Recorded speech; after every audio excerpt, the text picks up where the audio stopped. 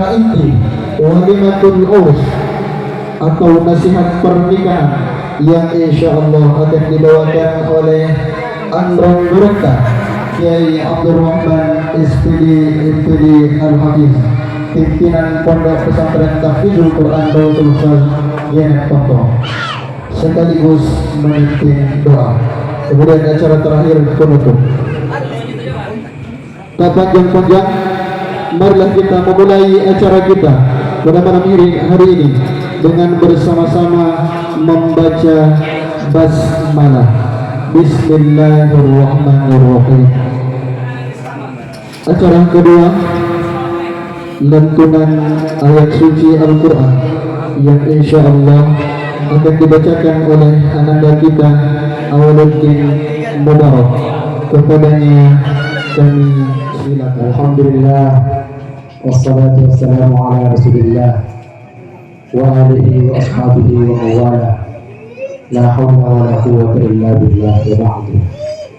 Qala Allah tabaraka wa ta'ala, wa ankihul ayama minkum was-salihin min ibadikum wa aikum iyakunu fuqara'a yuhimul min fadlih wallahu wasi'un alim.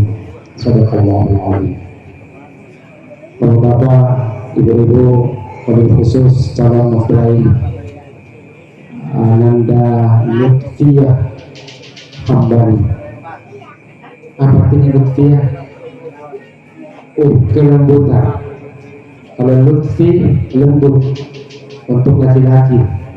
Kalau untuk wanita, Lutfiyah. Gitu. Artinya kelembutan. Mudah-mudahan.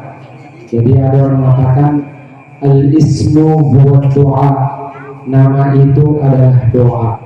Maka Bapak Ibu sekalian, kalau kita memberi nama nanti anak kita, nah nanti kalau insya Allah kalau dikaruniai anak, carikanlah nama yang nama itu adalah doa-doa untuk kebaikan.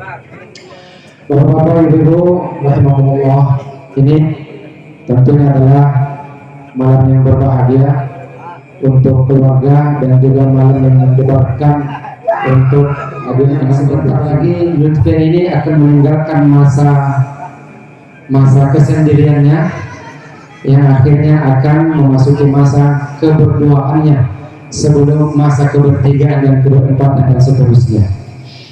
Kalau untuk orang tuanya tentu bahagia karena akhirnya salah satu beban dan tanggung jawab orang tua, amanah orang tua akhirnya akan berpindah kepada nanti calon mempelai laki-laki atau calon suami daripada Ananda Lutfi ini. Bapak Ibu jamaah sekalian, berbicara tentang pernikahan, yang pertama saya ingin membacakan hadis Rasulullah SAW. Beliau bersabda, "An-nikahu sunnati, faman raghiba an sunnati falaysa minni." Nikah itu adalah sunnah. Allah Ta'ala berfirman, A'udzubillahi minasyaitonirrajim, bismillahirrahmanirrahim.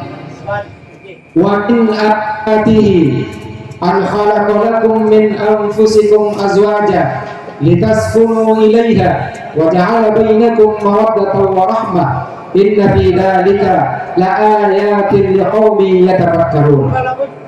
Yang artinya, wa min ayatihi, dan dari salah satu tanda-tanda kebesaran Allah, an khalaqakum, menciptakan untuk kamu.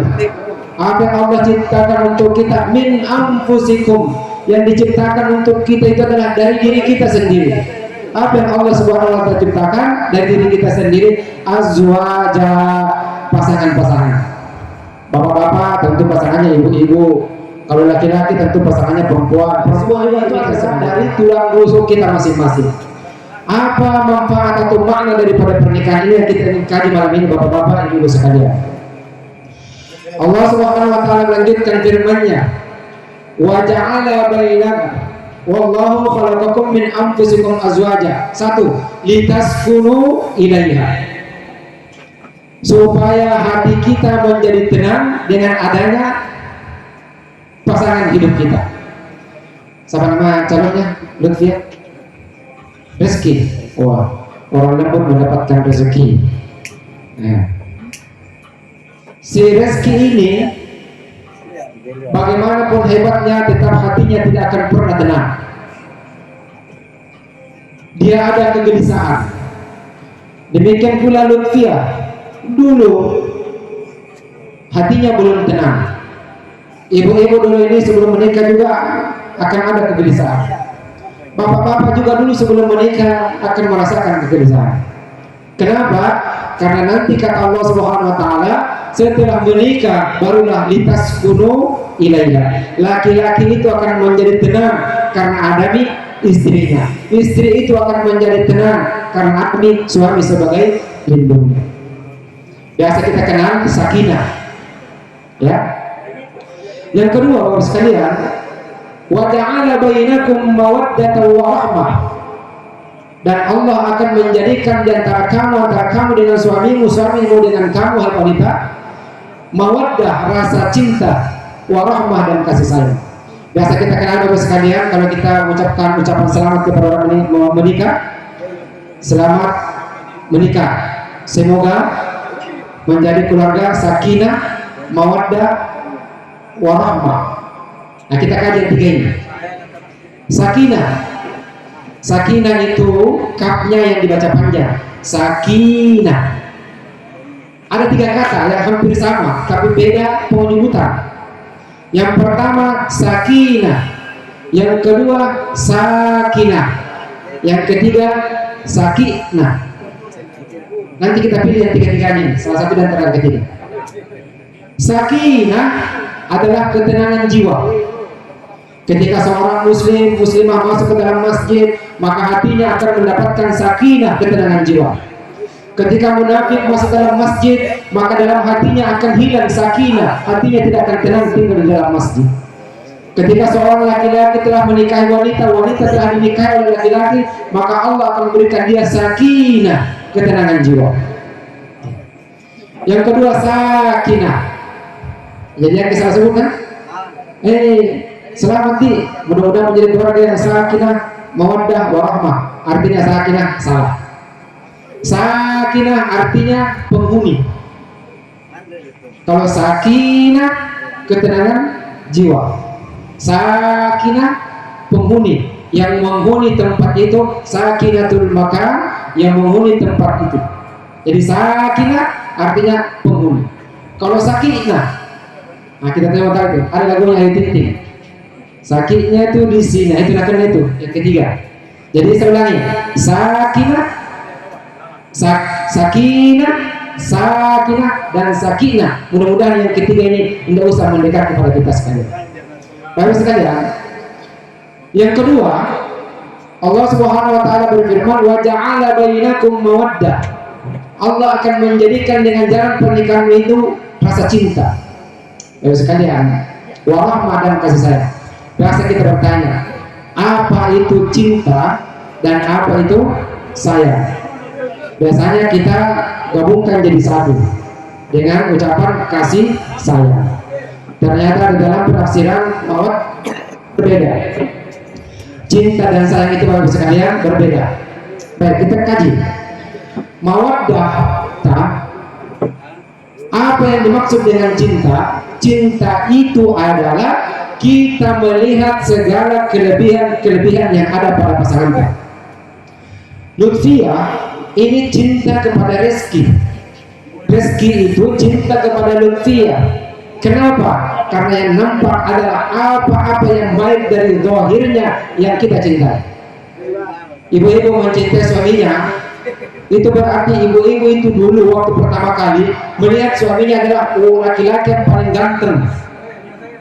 Bapak-bapak ketika melihat istrinya dulu, melihat istrinya adalah wanita yang paling cantik.